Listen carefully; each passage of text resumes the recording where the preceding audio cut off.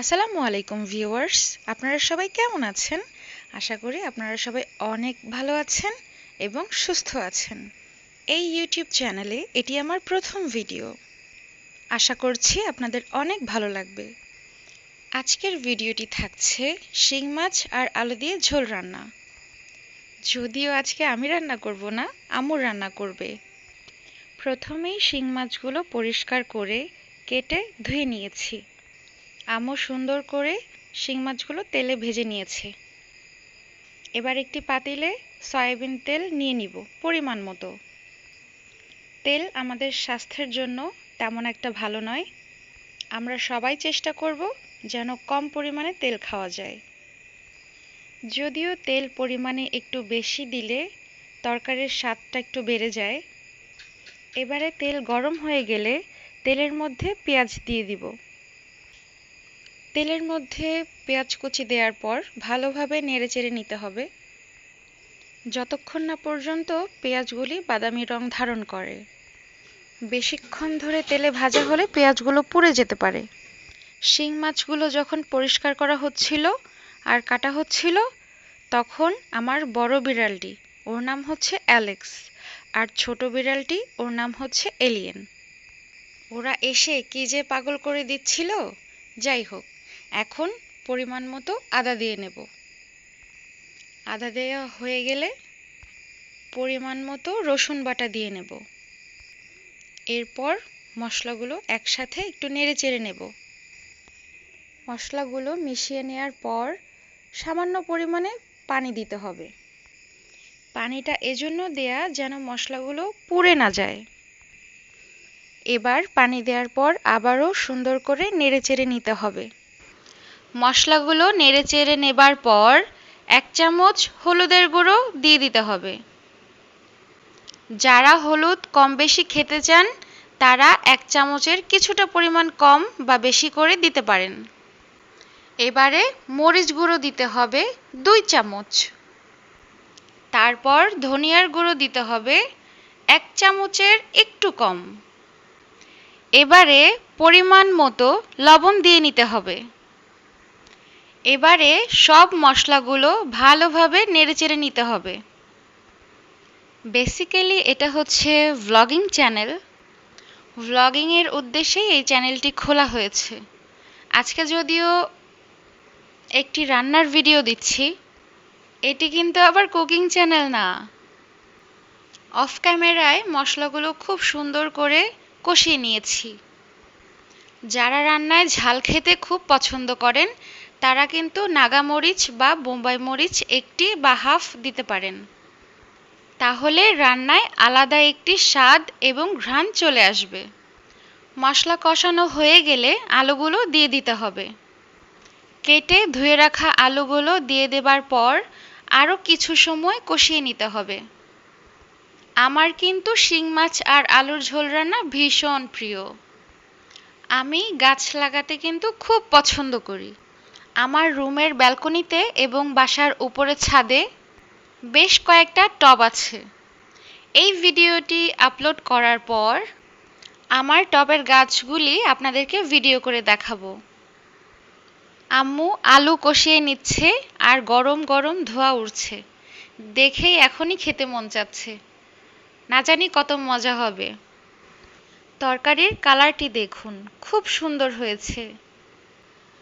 এবারে কষানো শেষ হয়ে গেলে পরিমাণ মতো পানি দিয়ে নিতে হবে। যেহেতু শিং মাছ আর আলু ঝোলঝোল রান্না করা হবে, সেহেতু পরিমাণে পানিটা একটু বেশিই দিতে হবে। আরও একটু পানি দিয়ে নিতে হবে। এবারে চামচ দিয়ে নেড়েচেড়ে সবগুলো ভালো করে মিশিয়ে নিতে হবে। আম্মু বলেছিল কিছু কিছু তরকারিতে জিরা টেলে গুঁড়ো করে দিলে সেই তরকারি খুব মজা হয়। তবে জিরার গুঁড়ো শেষে দিতে হয়।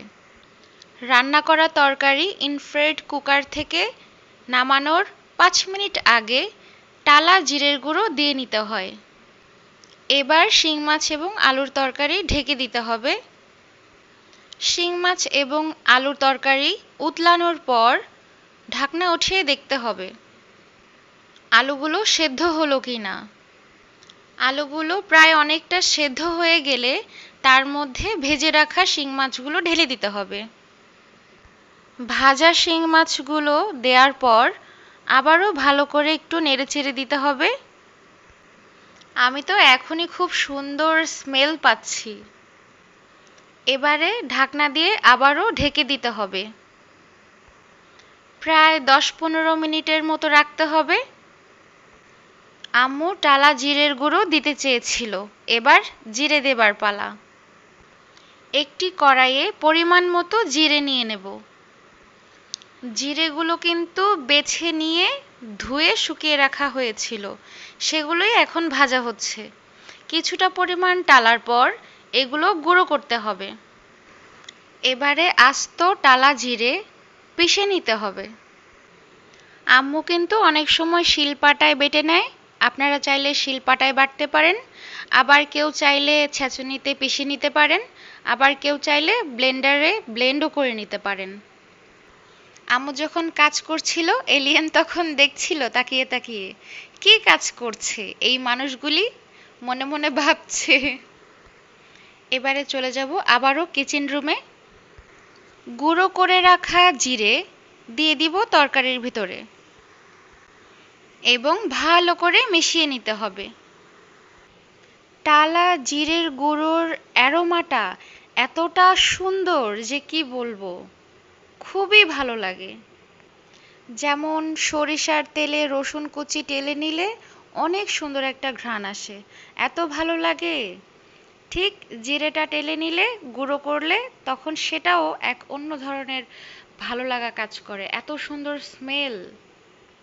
আমাদের রান্না কিন্তু প্রায় শেষ পর্যায়ে চলে এসেছে। এই যে দেখুন ধোঁয়া, গরম গরম ধোঁয়া উঠছে। এবারে একটি কাচের বাটিতে নিয়ে নিলাম আলু, শিং মাছ এবং ঝোল, পরিবেশন হবে। দেখুন ভিউয়ার্স, এত সুন্দর কালার, আমার তো দেখে জিভে জলই চলে আসছে। রান্নার রেসিপিটা দেখালাম, এবার যদি খেয়ে না দেখাই তাহলে কি হয়। গরম গরম ভাতের সাথে শিং মাছ, আলু আর ঝোল, এত যে মজা হয়েছে আমি কিভাবে বোঝাবো, না খেলে আপনি বুঝবেনই না। ভিউয়ার্স, আমার খুব ইচ্ছে আমি একজন সফল ইউটিউবার হব, কিন্তু আপনাদের সাপোর্ট ভালোবাসা যদি না থাকে তাহলে তো সেটা সম্ভব হবে না। আপনারা সবাই আমার পাশে থাকবেন। আমার হাত লাল দেখাচ্ছে কারণ আমি মেহেদি বেটেছিলাম। ছাদে আমার টবে খুব সুন্দর একটি মেহেদি গাছ আছে, সেই মেহেদি গাছ থেকে পাতা ছিঁড়ে এনে শিলপাটায় বেটেছিলাম, হাতে দিয়েছিলাম, নখেও দিয়েছিলাম, এই জন্য আমার হাত লাল হয়ে গেছে, ডান হাত। আজকের মতো এ পর্যন্তই থাক, সবাই ভালো থাকবেন, সুস্থ থাকবেন। আল্লাহ হাফেজ।